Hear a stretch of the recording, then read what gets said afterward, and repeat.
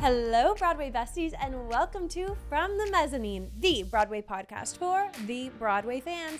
Here we talk about all things Broadway news, Broadway grosses, and let's be honest, all of the tea and gossip that happens week to week in the Broadway stratosphere. And I am your host, Lindsey Stone. Thank you so much for joining me on From the Mezzanine this week. And like I said, typically we talk about Broadway news, all of the tea week to week, but look, I'm bringing out a special episode because Broadway's been really quiet, and I'm sure that a lot of you have noticed. We just had the 4th of July, and we just had a tremendous amount of heartbreaking closes on Broadway. Boop, Smash, Dead, Outlaw, Real Women Have Curves.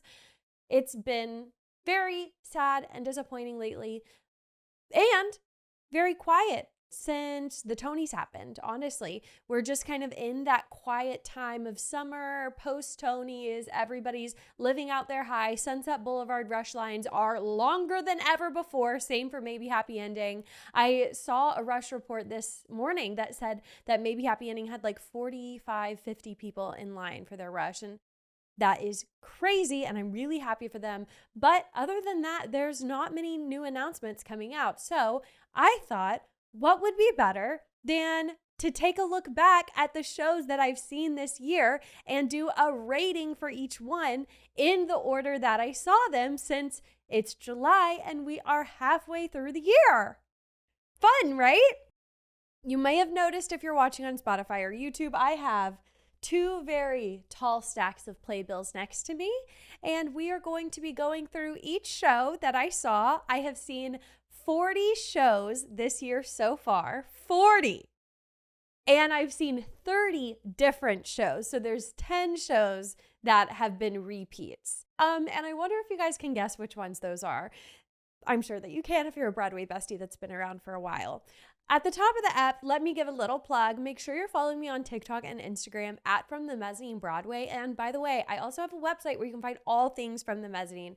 My extra videos that I post on YouTube. You can also submit forms, questions, anything to me through the website. And that's at FromTheMezzanine.com. And you can become my personal Broadway bestie by joining the Patreon at patreon.com/FromTheMezzanine. I do an extra bonus episode every single week called the Meet Me at the Stage Door, where we really dive into the tea. And over on the Meet Me at the Stage Door last week, I did cover some of the latest Broadway news that we'd been hearing, like the Evita reviews and some new musicals that are coming to Off-Broadway. So you can find all of that on the Patreon at patreon.com/FromTheMezzanine.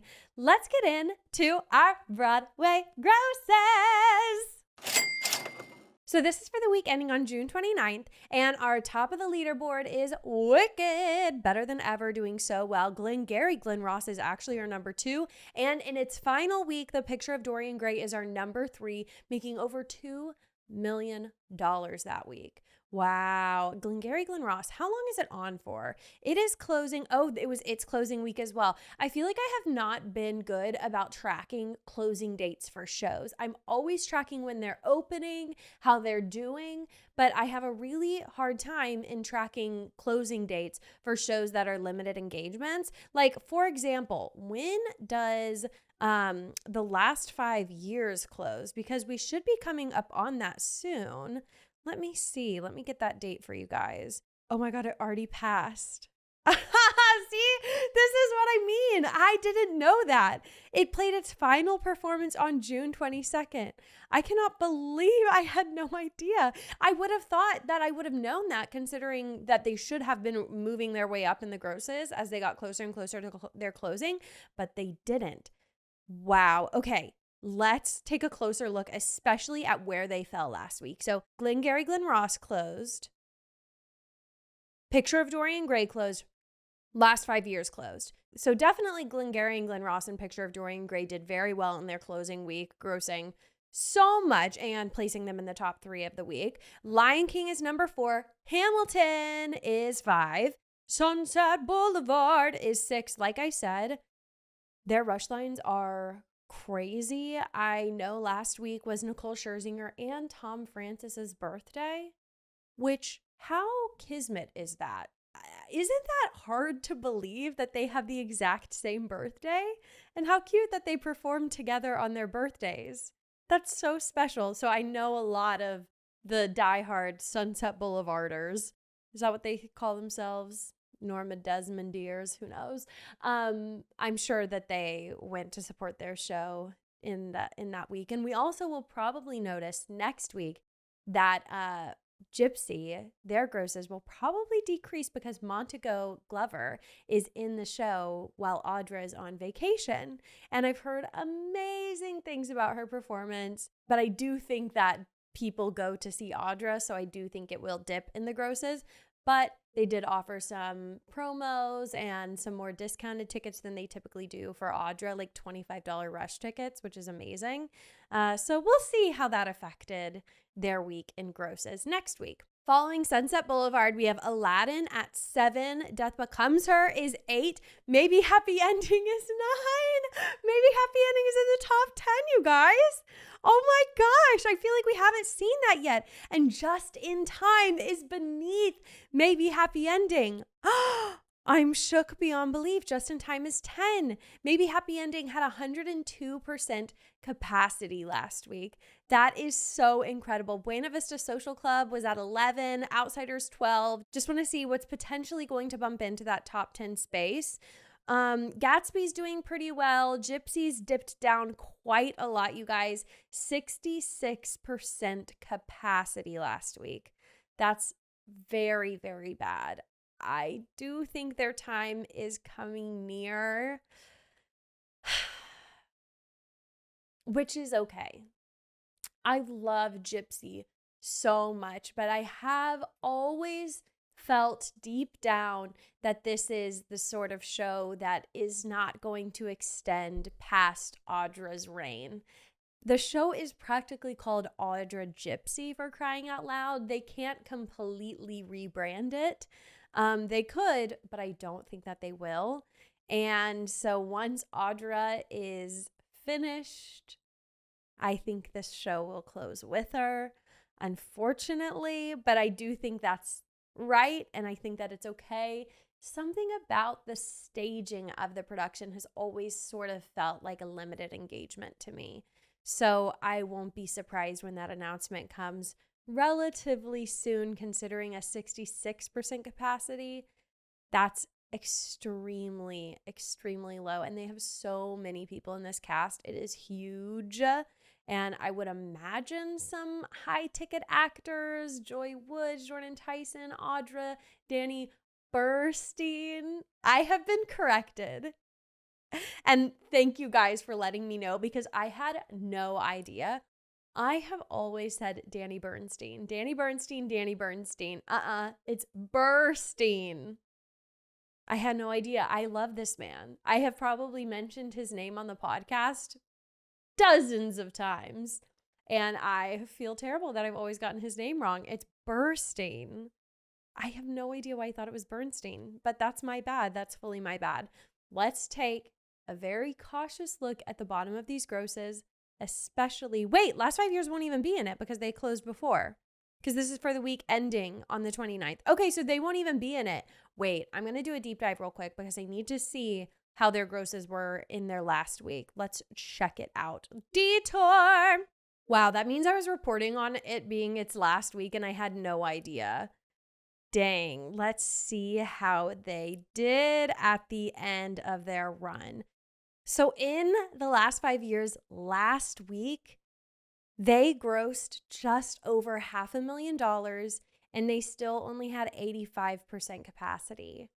That is so tragic for a show and a score as good as this one. This was such a mess up. I want to just take a moment and look back and reflect on the last 5 years, the latest run. It's only run ever to come to Broadway.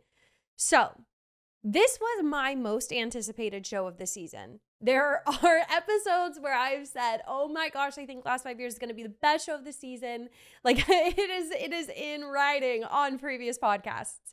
And then I saw it and I was trying so hard to like it. I convinced myself even after I left the theater, oh, it wasn't that bad. It was okay. There's only so much that this show can truly do. And as I've reflected on it, I have changed my mind about a few things. The first time I saw it, I really thought Nick Jonas was terrible. And then I saw him the second time and he was so much better, way more comfortable in the role, so much more confident. But nevertheless, this show just in its natural state, without major changes to that original plot and the book and the score, there is only so much that it can achieve. It's so minimalistic, and I didn't dislike the way that they did the minimalism, but I just don't think it is right for Broadway, period. It definitely should have gone off-Broadway. This would have been dynamite at the Lucille Lortel Theater. They definitely would have had a higher than 85% capacity at the end of their run. It just was rushed. It did not feel like it was fully thought out. I definitely think both Adrienne Warren and Nick Jonas were not the right people to cast in those lead roles. They did not have really good chemistry. I could have seen a world in which Adrienne Warren could have been a great Kathy, but I couldn't in this production feel like she was the right pick either, which I hate to say because she is so supremely talented. But either way, I just think so many of the decisions made for this show were wildly incorrect. I think with a score like that, you need to have a book and you need to have a set that matches it. And I completely want them to rewrite the last 5 years, add in more characters, but keep the songs. Maybe add in some new songs, but in its state right now, there's just no way that this was meant for Broadway. And it certainly is indicative of why it did not do well whatsoever in its run. Finishing your last week when you have Nick Jonas as your lead role, finishing that last week and having 85% capacity is really, really bad. I would be so curious to know how much they invested in this show, how much it cost to mount it on Broadway. I'd love to know what Nick Jonas's paycheck was, because for them to gross under $500,000, I have to believe that Nick Jonas is being paid, I don't know, guys, what do you think, like, how much? $50,000 a week? Is that too high? I kind of feel like that's realistic. And it is only a 2-person show, so they're not bleeding out for their cast. They're not having to give them so much of that cut of money that they're making each week. But I just know the expectations were far higher than this show reached. And that show makes me feel like, okay, maybe I wouldn't be an excellent producer because I really did believe in this show before it came out, and think that it was going to be so much better than it was. So I think it's super unfortunate, but I'm not surprised. Old Friends also closed, and they did not close to a high capacity either. They grossed under $500,000 last week. I never got the chance to see that show. Our lowest grossing musical last week was Pirates the Penzance musical. I desperately still need to see that. I certainly want to. Excitement is dying down for it, and it should be closing pretty soon. Let's see when. Okay, it ends its run on July 27th as of right now. So I definitely will need to get in there and go and see it before then. I really, really want to. Boop was also a very, very low grossing musical last week, grossing just over $500,000, and they had 73% capacity. And I heard that their rush line is slam packed. They had 50 people in it last Saturday. So that makes me really happy. I think people are really going to come out in droves to support this show in their last few weeks. Our other lowest grossing musical at this time was Dead Outlaw. I don't even want to say it, but Six is really low, guys. Six, the musical, grossed $717,000 last week, and their capacity was 80%. That's really bad.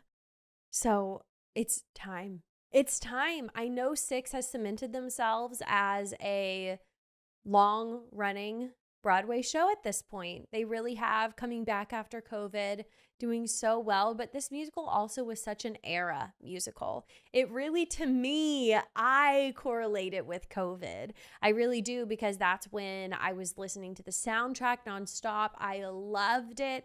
And this was a cult following musical. We listened to it, I feel like, all together, similarly to like when Hamilton came out. We were all listening to it, all loving it. We all saw it. And now, like, I've never gone to see it on Broadway. I feel like that time has passed for me. Like, I enjoyed the hell out of it. And now I'm kind of like, okay, you know, that was a phase of my life. Like, I don't need to continue seeing Six. And even though I do support it, I love it so much. I love the queens and I love the music. I still listen to it.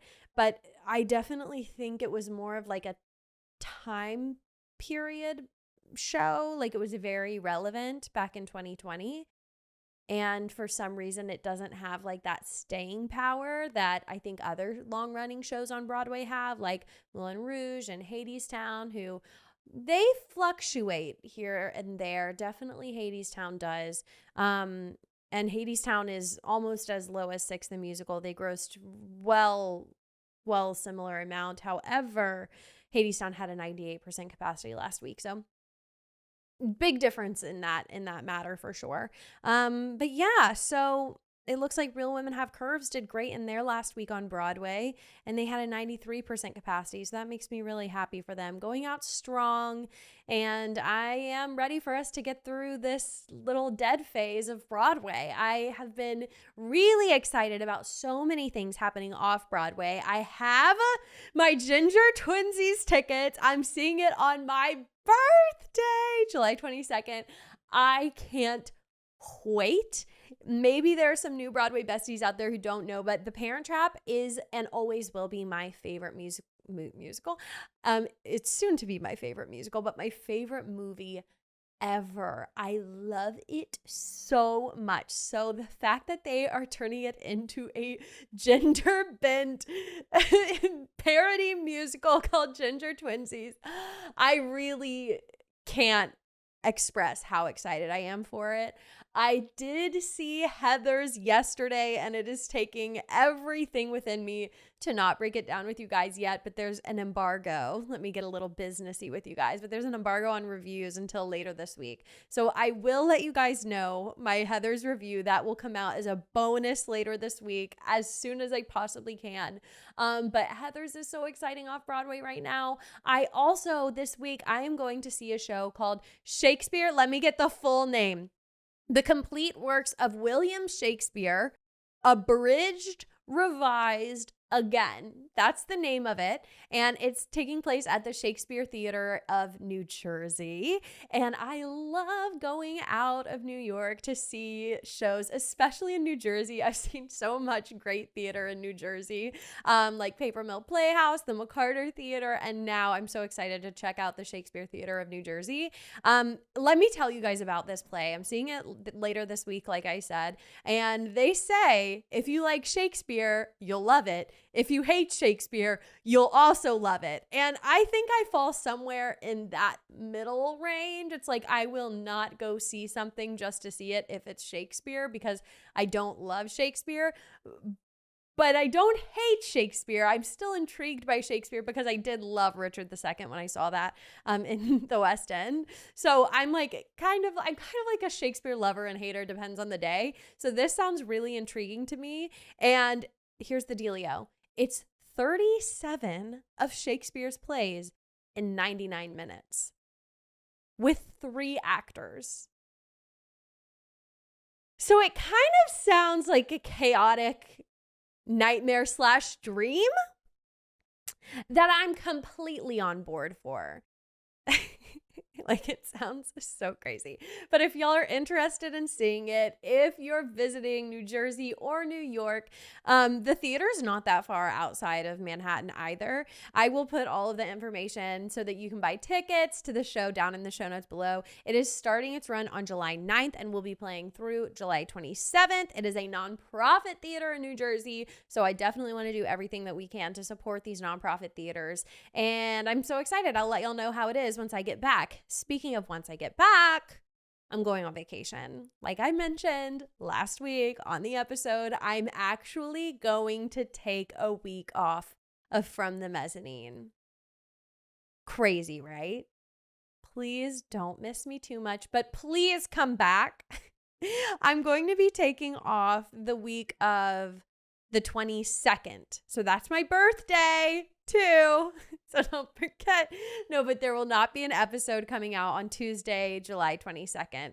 Just a little FYI for you guys. This week, I'm also seeing Joy, the new musical with Betsy Wolfe. I'm also seeing Delaria, and it's going to be a really big week. And I'm so excited about this Complete Works of William Shakespeare show. So with that, I think it's time to get in to our rating of every show I have seen thus far in 2025.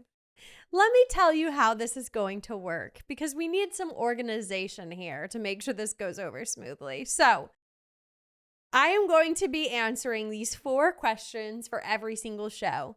What was my favorite element of the show? Now, that could be anything from costumes, set, choreography, performance, score, book, any of those things. I'm also going to be telling you who was my favorite performance in the show. And then I didn't want to rank these shows yet, because I reserve that for the end of the year. And honestly, I'm just not mentally at a place where I can rank these shows from my favorite to my least favorite. I'm not there yet, but what I can do is tell you if it'll be in my top tier, mid tier, or bottom tier of my shows for the year. And I'll let you know what I would rate these shows out of 10. So we are going in order of the order I saw these shows this year. And before we start, just to remind you guys, I have seen 40 shows this year. Last year, I think I saw 59 shows, 59 or 60. That seemed like really like a random number, but I feel like I would remember it if it was random. So I think it was 59 shows. I have already seen 40 shows this year. Now that is counting off-Broadway, Broadway, off-Broadway.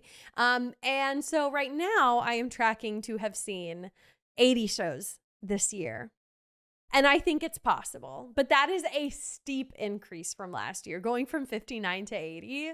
But that's how I'm tracking. So we'll see.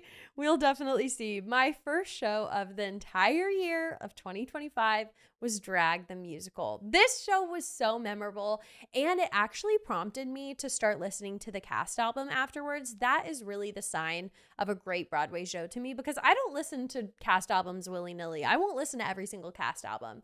But this one, I really loved the writing of the songs. I still have them in my head today. Life is a drag. For me, the best performance was Yair Kadar.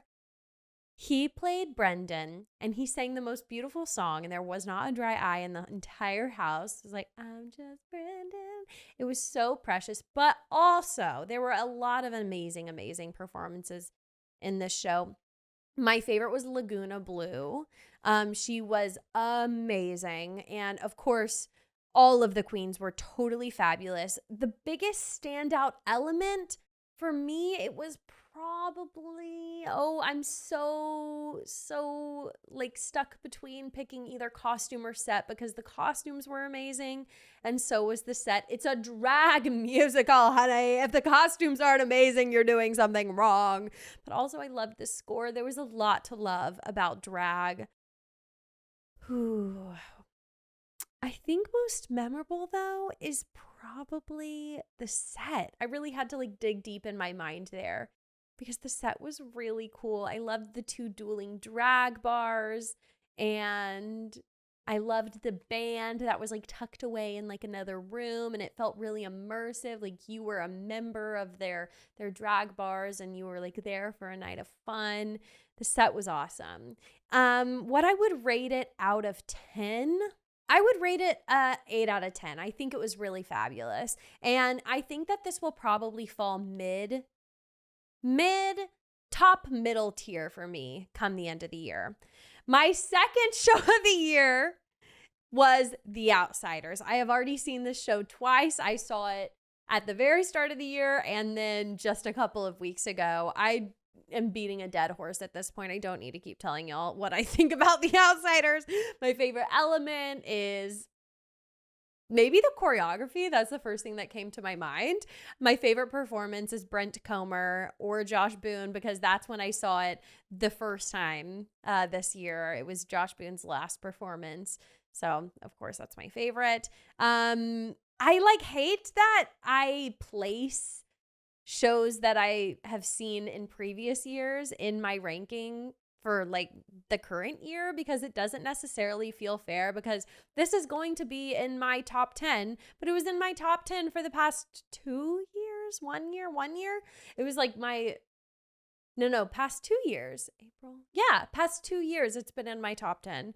So it feels so silly, but it's going to be in my top.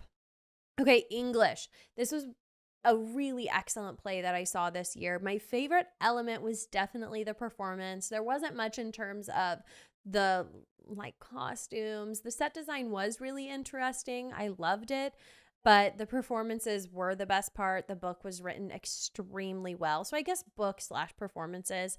My favorite performance. At this point, I feel like there's been so much space between when I saw this originally back in January. I don't remember too much about one outstanding performer. They were all really excellent, but if I had to pick one, I know it was Tala Ashe. She was my favorite. And where it'll fall, it'll definitely be probably bottom middle, but only because I'm more of a musical girl. Okay, maybe Happy Ending is next. So far this year, I have seen it 3 times. That was the Party Like It's 2064 performance when I got invited to go and see it for Hua Boon and take photos and make content after the show. And then I saw it once with my sister when she came to town. So, of course, this is going to be in my top 10 of the year. It was in my top 10 last year.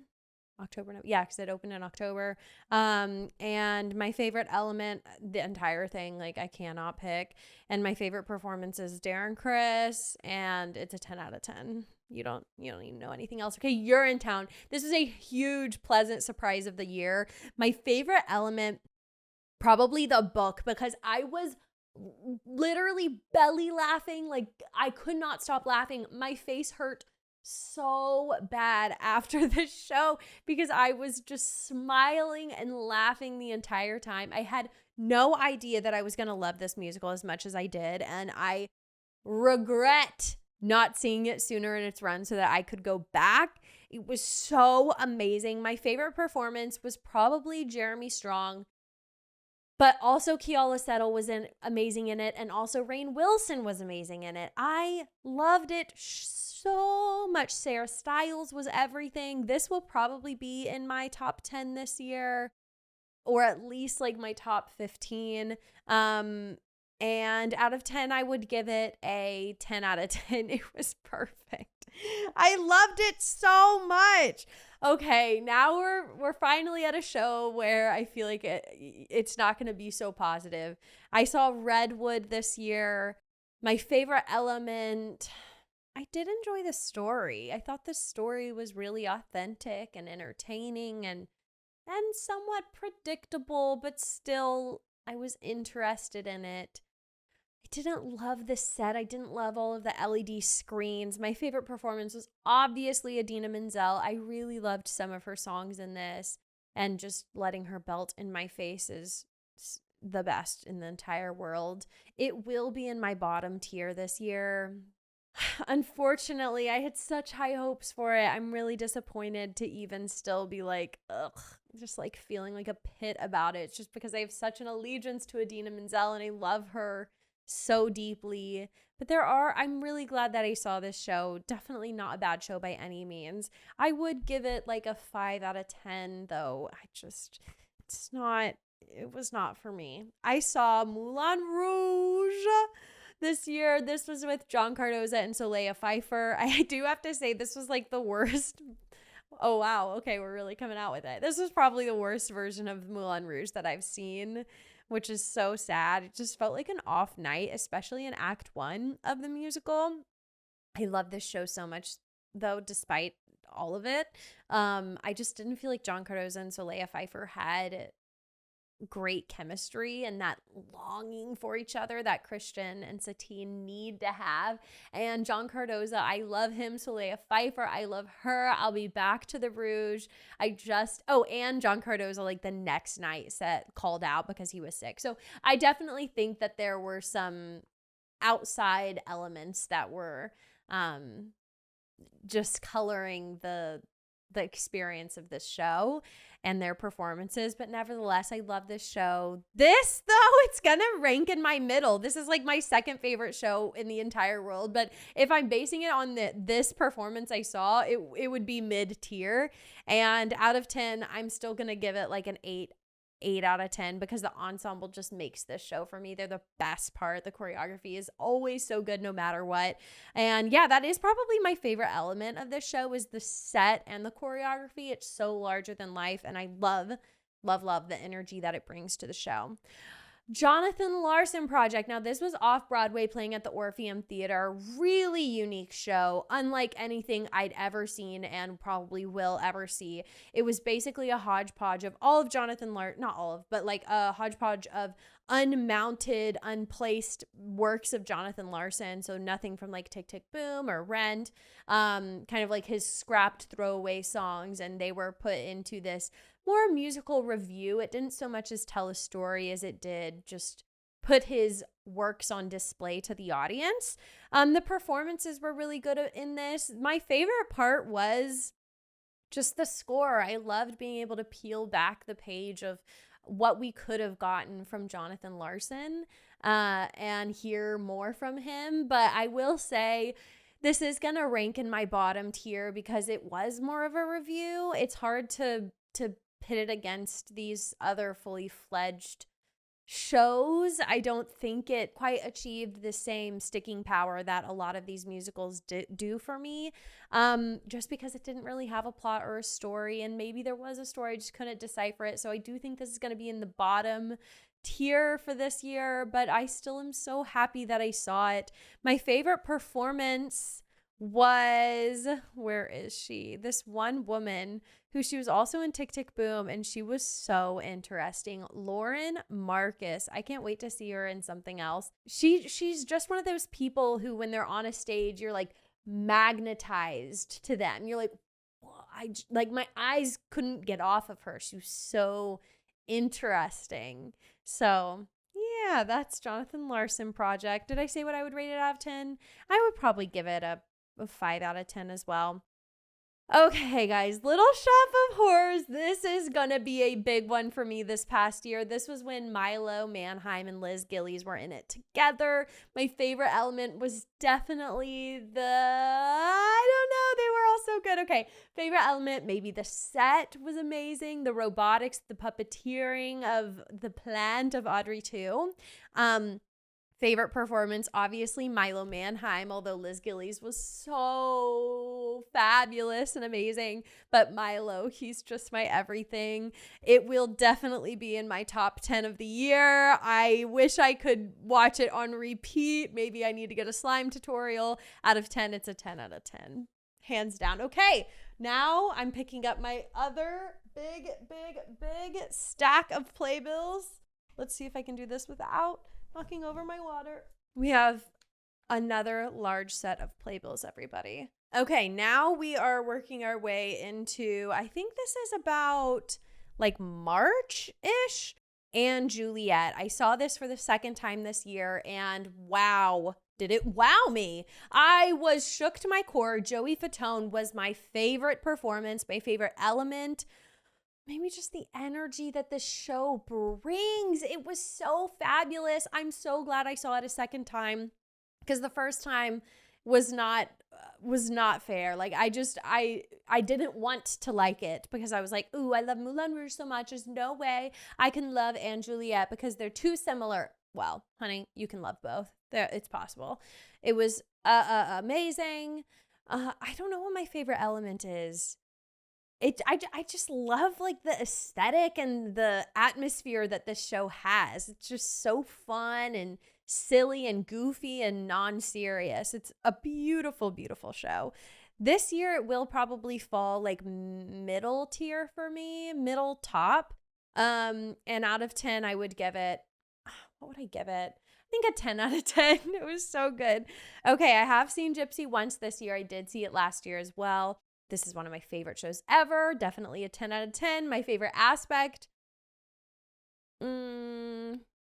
probably like the orchestrations and the score. My favorite performances, obviously Audra, but also Danny Burstein and Jordan Tyson. And at the end of the year, it will be in my top tier for sure. Okay. Sorry, guys. Not gonna like this one. Operation Mincemeat. My favorite element of this show. Okay. I can't answer that question. I don't know what it would be. Maybe just the book writing of how it was such an interesting story to tell. My favorite performance was David Cumming was my favorite performance in this musical. At the end of the year, it will be in my bottom tier, and out of 10, guys, I'm sorry. I don't even want to say it. Like a 3 out of 10. I'm sorry. It's probably going to be my lowest. I'm sorry. Okay, I did see Death Becomes Her this year 2 times. And this will definitely be in like my top tier, maybe top middle. I love it so much. My favorite element is definitely the score and the performances from Jennifer Samard, Megan Hilty, and Chris Sieber. My favorite performer, how can I pick? I want to pick Chris Sieber just because I don't want to pick between Megan Hilty and Jennifer Samard, but I love all 3 of them so much. I can't pick. It changes every time I see it. The first time I saw it, I thought, oh my gosh, who is this woman? Jennifer Samard. She's everything to me. Second time I saw it, I was like, okay, Megan Hilty, you're my girl. So I just love all of them so much. At the end of the year, did I already say this? It'll be like in my like lower top tier probably. And out of 10, it is a 9 out of 10 for sure. Last 5 years, I saw this twice this year. That is not Nick Jonas's signature. That's Adrian Warren's. My favorite element is always the score. I love the score of this musical so much. My favorite performance was Adrian Warren. At the end of the year, it will be in my bottom tier. And out of 10, I would have to probably give it a 6 out of 10. Okay, All Nighter. This is going to likely be my top rated play of the year.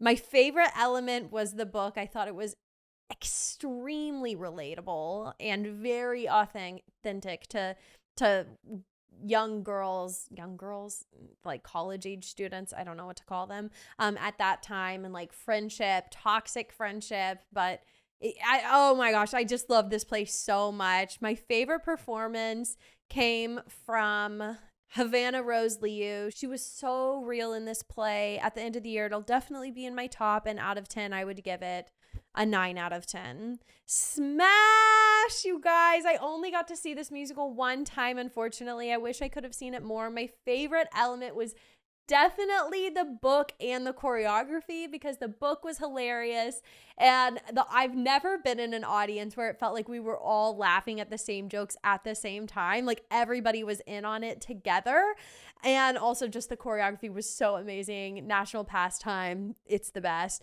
My favorite performance, I don't know, probably Brooks Ashmanskas, just because he was the best and he was so funny, and it made all of us want to just be his best friend.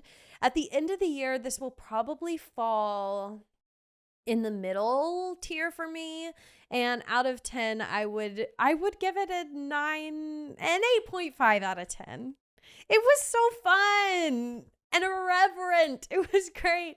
Take the Lead. This is a very special one to me. If I were a Broadway producer, I would be investing in this musical so hard.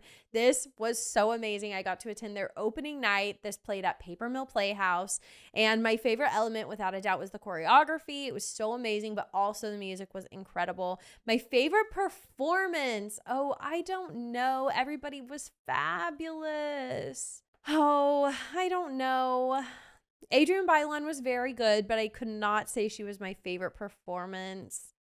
Tam Mutu, I just love him so much, but probably Rock, who was played by Vincent Jamal Hooper, he was probably my favorite performance in this show, and it needs to come to Broadway. I don't know what's taking so long. Please announce it. This will definitely be in like my middle to top tier for the year, and out of 10, I would also give it a 10 out of 10.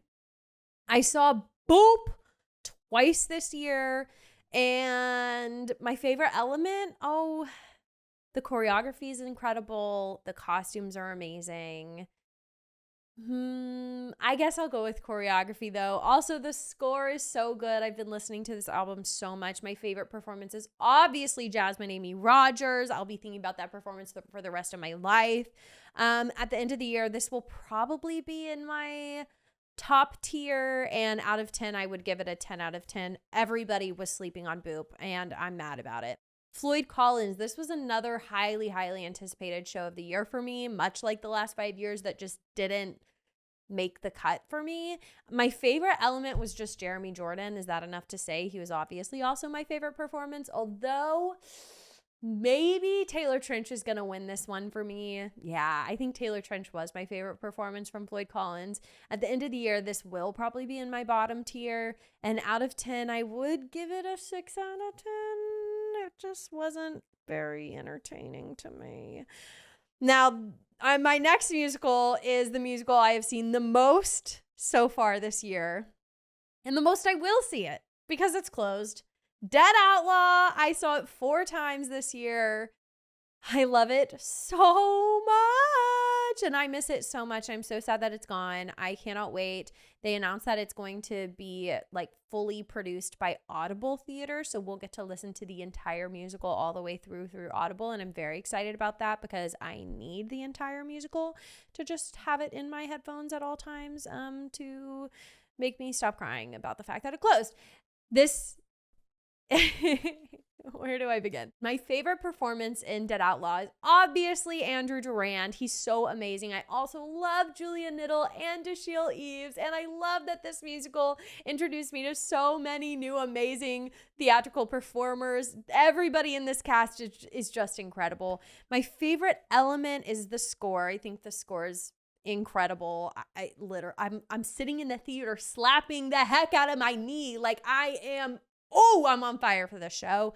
At the end of the year, it'll definitely be in my top, 10. Out of 10, I would give it a 10 out of 10. We're almost to the very end, you guys. Next, we have John Proctor as the villain. I need to see the show again. I likely will before it closes. My favorite element, I guess the book, because it was very interesting and I was at the edge of my seat for majority of this play. My favorite performance, I don't know, guys. I just honestly feel like I need to give this show another try. I don't feel like I was really like into it the first time, and I was almost in the very last row of the theater, so that could be why. But yeah, I don't even think I have a favorite performance. At the end of the year, if I don't see it again, it'll definitely be in my bottom tier. And out of 10, I would have to give it like a 7 out of 10. I know, guys. I don't understand. I need to see it again. Everybody's talking about it like it's the best thing since sliced bread. And I didn't have that experience, which makes me feel like I'm crazy. So I need to see it again. I know. I will. I'll give it another chance. Don't worry. Real Women Have Curves is my next show. Okay, so my favorite element, the book was really good. The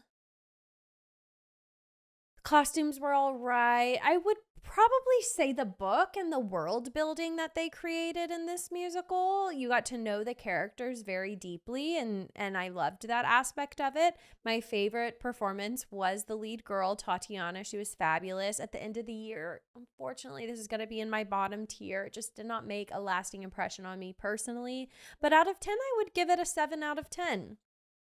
Okay, now we're in my West End shows. So we have Richard II, and then I did not buy the playbills or the programs for the other shows, which were Gatsby, Choir of Man, and Devil Wears Prada. So Richard II, 10 out of 10. Jonathan Bailey is everything to me. He was my favorite part. I loved the set. The set was really, really cool. Never thought I would love a Shakespeare show like I loved this one. This will definitely be in my top of the year. Definitely top 10. Okay, Gatsby on the West End was amazing. It's still Gatsby. It'll probably rank in like my middle tier. My favorite element, it's the same old Gatsby. I love the set. I love the score. I love the characters. My favorite performance was Corbin Bleu. He was so good. And at the end of the year, I already said this, it'll be like in my middle, and out of 10, I would rate it a 9 out of 10. It's so good. Choir of Man. That was a crazy, unhinged wild night. They serve you beer. They want you to be in a really fun frame of mind. It's very unserious, very off the walls. You're basically just like singing along with all of these men in a bar is the vibe they're trying to cultivate. So my favorite element was definitely getting to go on stage and getting a beer. That was very cool. And my favorite performance, I don't know. I don't have the program. And it was really just a choir singing. So there's not really like one given performance that you're like, that kind of like reaches above the rest. At the end of the year, it'll probably be in my bottom. But out of 10, I had a wonderful time. I did lose my phone there, and I recovered it very quickly. So I would give it a 7.5. A 7.5. That feels right. And Devil Wears Prada. Okay, you guys. Devil Wears Prada. It's rumored to maybe be coming to Broadway. I know that it will. I'm not excited. I did not like it at all. I'm sorry, but it's true. My favorite element, I guess the costumes were really good. My favorite performance, I guess Vanessa Williams. I don't have the program. I'm sorry. And none of the other performances really stood out to me. At the end of the year, it'll definitely fall in my bottom tier. And out of 10, I would probably give it a 5 out of 10. It just did not hit for me. Next, though, is a great one. We have Goddess. This was playing at the Public Theater. This needs to come to Broadway stat. My favorite performance in this is definitely Amber Iman. Very close honorable mention, though, is my favorite guy from Moulin Rouge, and now he is in this. His name is Nick Rashad Burroughs. He was also one of my favorite performers in Goddess. At the end of the year, this will probably fall in my top or very high middle tier. And out of 10, I would give it a 10 out of 10. I thought it was perfect. Next, we have The Little Mermaid playing at Paper Mill Playhouse. I loved Hilary Fisher in this. She was our Ariel. She was definitely my favorite performance. My favorite element, I love the costumes. I love the costumes in this so much. At the end of the year, it'll probably fall in my middle to bottom tier. And out of 10, I would give it an 8 out of 10. It's good. It's Little Mermaid. Come on. Okay. Don't be mad at me, but if you're watching this, you will see I do not have my Angry Ellen playbill. I don't know where it is. I saw the show and then I moved and now I can't find it. It does have John Krasinski's signature on it, so I really hope that I find it. But I loved Angry Ellen. It was an amazing play. One of my favorites of the year. My favorite element, John Krasinski. Need I say more? No, the book was great. My favorite performance, it's practically a one-man show. At the end of the year, it'll probably fall in my middle tier. A lot of things falling in my middle, not a lot in my bottom. So don't be mad come the end of the year when a lot of the shows that we all love seem like they're rated really low. They're not. I've just seen a lot of really good stuff this year. Out of 10, I would give Angry Ellen a 9 out of 10. It was so great. And lastly, because I can't talk about Heathers yet, my last show is Duke and Roya. I was really excited to see this show because I really love the lead actor. I say that not knowing his name because I have a lot of names stored in my head and his is not one. Jay Ellis, he was great, but also the actress who plays Roya was fabulous, and her name is Stephanie Nur. My favorite part of this play was definitely the performances. And at the end of the year, it'll probably be in my bottom tier. But like I said, that's just because I've seen so much. And out of 10, I would give it a 7 out of 10.